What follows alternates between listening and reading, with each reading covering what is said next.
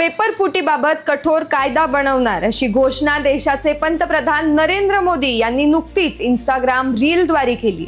पण तुम्हाला माहितीये का, ही घोषणा नरेंद्र मोदी यांनी पहिल्यांदाच केलेली नाहीये। मग हा नेमका कितव्यांदा दिलेला शब्द आहे? आणि जर ही घोषणा याआधी अनेकदा झाली असेल तर आजपर्यंत कठोर कायदा का झाला नाही? आजच्या व्हिडिओमध्ये आपण या सगळ्या प्रश्नांची उत्तरं जाणून घेऊया।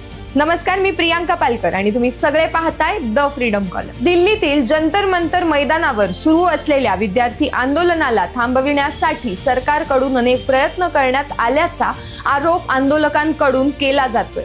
कधी आंदोलनकर्त्यांना देशद्रोही ठरवण्याचा प्रयत्न झाला, कधी त्यांच्यावर हल्ले झाल्याचे आरोप आहेत। महिला आंदोलकांवरती अमानुष मारहाण झाल्याचे आणि त्यांच्याशी गैरवर्तन झाल्याचे गंभीर आरोप समोर आले। मात्र एवढं सगळं होऊनही विद्यार्थी मागे हटले नाही। यानंतर आणखी एक दावा समोर आला। काही सोशल मीडिया इन्फ्लुएन्सर्सना विद्यार्थी आंदोलनाविरोधात नकारात्मक रील तयार करण्यासाठी प्रत्येकी 40,000 रुपये देण्यात आल्याची घटना समोर आली।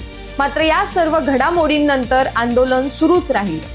अखेर पंतप्रधान नरेंद्र मोदी यांना स्वतः पुढे येऊन विद्यार्थ्यांसाठी काहीतरी घोषणा करावी लागली। ही घोषणा संसदेत होईल अशी अनेकांची अपेक्षा होती, परंतु पंतप्रधानांनी ती इंस्टाग्राम रीलद्वारे केली आणि त्या रीलमध्ये त्यांनी जाहीर केलं की केंद्र सरकार पेपर फुटी विरोधात कठोर कायदा आणणार आहे। पण इथेच एक मोठा प्रश्न निर्माण झाला, कारण अशी घोषणा याआधीही अनेक वेळा करण्यात आली होती। मागील 3 वर्षांमध्ये पंतप्रधान नरेंद्र मोदी यांनी पेपर फुटीबाबत कठोर कायदा करण्याचं आश्वासन अनेकदा दिल्याचे दावे आहेत। आता याच संदर्भात काही व्हिडिओ पाहू। इस पेपर लीक माफिया पर सख्त से सख्त कार्रवाई की जाएगी। युवाओं के भविष्य के खिलवाड़ करने वाले किसी माफिया को बख्शा नहीं जाएगा। हर पेपर लीक माफिया के खिलाफ बीजेपी सरकार सख्त से सख्त कार्रवाई करेगी। मैं आपको विश्वास दिलाता हूं, भाजपा की सरकार छात्र छात्राओं के भविष्य से खिलवाड़ करने वाले माफिया पर कड़ी कार्रवाई करके रहेगी। छात्र छात्राओं को न्याय दिला करके रहेगी।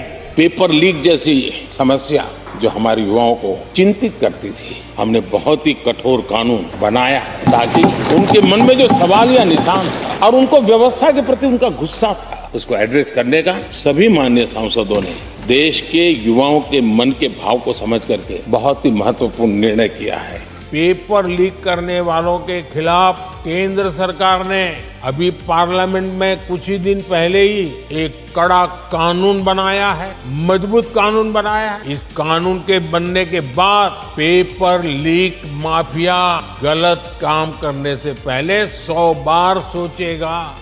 लीक के मामले में पूरे देश में लगातार गिरफ्तारियां की जा रही है। केंद्र सरकार पहले ही एक कड़ा कानून बना चुकी है। आता तुम्ही स्वतः पाहिले, वेगवेगळ्या भाषणांमध्ये पेपर फुटी विरोधात कठोर कायदा करण्याची घोषणा पुन्हा पुन्हा करण्यात आली।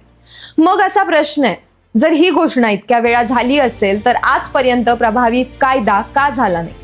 3 वर्षांनंतरही जर विद्यार्थ्यांना त्याच प्रश्नासाठी रस्त्यावर उतरावं लागत असेल तर जेनझी या आश्वासनांवर विश्वास कसा ठेवणार? आज देशातील तरुणांना केवळ घोषणा नकोयत, त्यांना निर्णय हवेत, त्यांना कृती हवी आहे। पंतप्रधान नरेंद्र मोदी यांनी आता प्रत्यक्ष काम करण्याची वेळ आली। केवळ परदेश दौरे, मोठी मोठी भाषणं किंवा इंस्टाग्राम रील्स यावर देश चालत नाही। देश चालवण्यासाठी संसदेत उपस्थित राहावं लागतं, विरोधकांच्या प्रश्नांना उत्तरं द्यावी लागतात, कायदे तयार करण्याच्या प्रक्रियेत सक्रिय सहभाग घ्यावा लागतो आणि सगळ्यात महत्त्वाचं म्हणजे दिलेला शब्द कृतीत उतरावा लागतो।